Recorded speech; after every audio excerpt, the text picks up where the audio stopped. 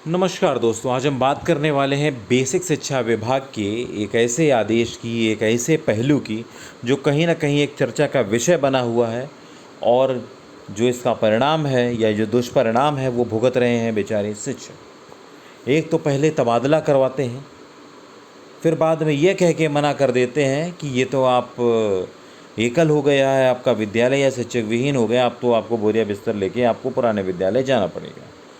मतलब सरकार खुद ही अपने नियमों कानून को सही से फॉलो नहीं करवा पा रही है और भुगत रहा है शिक्षक। क्या ऐसे स्वार्थ हैं, क्या ऐसे कारण हैं जिसकी वजह से ये बेचारी जो जनता है, बेचारा शिक्षक है, वो भुगत रहा है इन चीज़ों को। आइए पढ़ते हैं इस खबर को और जानते हैं विस्तार से। पहले तबादला फिर वापसी, आखिर गलती किसकी।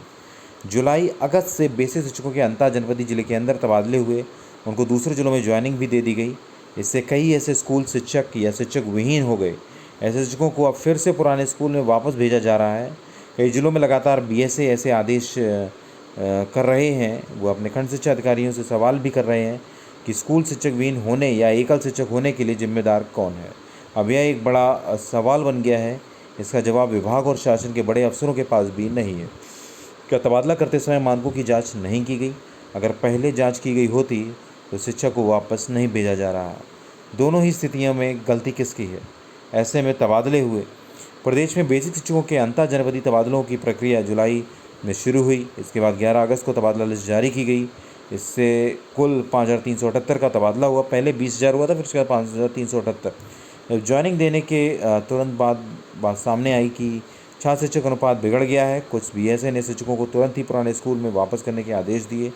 उस समय विभाग के बड़े अफसरों ने हस्तक्षेप कर यह कहा कि जिनका तबादला हो गया है उनको रोका नहीं जाएगा, सभी को वहीं जगह ज्वाइनिंग दी जाएगी, नई जगह ज्वाइनिंग दी जाएगी। बाद में स्कूलों के पेयरिंग के बाद एक बार फिर से तबादले समायोजन किए जाएंगे।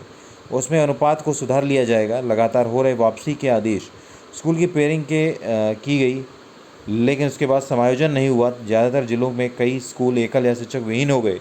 ऐसे में सभी बीएसए फिर से शिक्षकों को अपने पुराने स्कूल में भेजे जाने के आदेश कर रहे हैं। मेरठ, कन्नौज, महाराजगंज, सुल्तानपुर, हमीरपुर सहित करीब दर्जन भर जिलों में बीएसए ने खंड शिक्षा अधिकारियों को आदेश दिए हैं कि वे कोई स्कूल तबादले या समायोजन की वजह से एकल या शिक्षक विहीन हो रहा है तो शिक्षकों को मूल विद्यालय में वापस भेजा जाए। वहीं बस्ती और जालौन सहित कई जिलों के बीएसए ने नियमों का हवाला देते हुए लिखा कि कोई विद्यालय एकल शिक्षक विहीन नहीं होना चाहिए। नियमों के तहत शिक्षकों को कार्यमुक्त या कार्यभार ग्रहण कराने की कार्रवाई की जाए। एक ही सवाल, जिम्मेदार कौन है?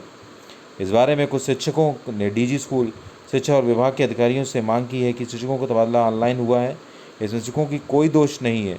ऐसे में उनके तबादलों को निरस्त न किया जाए। प्राथमिक शिक्षक शिक्षक स्नातक एसोसिएशन के प्रदेश अध्यक्ष विनय कुमार सिंह कहते हैं कि पहले तबादले किए गए, अब निरस्त किए जा रहे हैं। इसमें किसी की भी गलती हो लेकिन शिक्षक गलत नहीं था या ना है। वहीं जिसने गलती की है जांच करके उसके खिलाफ कार्रवाई की जाए ताकि विभाग की छवि धूमिल ना हो। जांच की जाएगी। प्रमुख सचिव बेसिक शिक्षा पार्थसारथी सेन शर्मा का कहना है कि इस बारे में कुछ शिक्षकों जानकारी नहीं है। वहीं डीजी स्कूल शिक्षा मोनिका रानी ने कहा कि डायरेक्टर के स्तर पर मामले की जांच की जाएगी। तो कहाँ हुई ये गड़बड़ ये तो पता नहीं। जब तबादले हुए तब छात्र शिक्षक अनुपात तय करते समय शिक्षा मित्रों को भी जोड़कर शिक्षकों की संख्या में आकलन किया गया है। कई स्कूल ऐसे थे जिनमें शिक्षा मित्र तो हैं लेकिन शिक्षक एक या दो ही थे।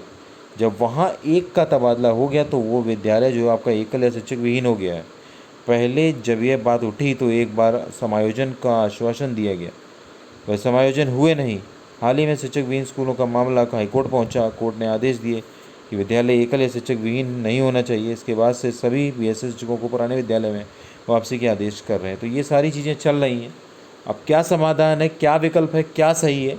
मुझे ऐसा लगता है कि सरकार को समायोजन एक सही तरीके से करना चाहिए था और अगर गड़बड़ी हुई है तो उसको सुधार किया जाए। ये नहीं कि पुराना जो शिक्षक वो नए विद्यालय में पहुंच गए हैं उनको दोबारा से ही उस विद्यालय में जाया जाए। कहीं ना कहीं ये एक प्रश्न चिन्ह उठाता है सरकार की कार्यशैली पर। तो इसको गहनता से जांच करनी चाहिए। मिलते हैं नेक्स्ट वीडियो में, तब तक के लिए नमस्कार, जय हिंद, जय भारत।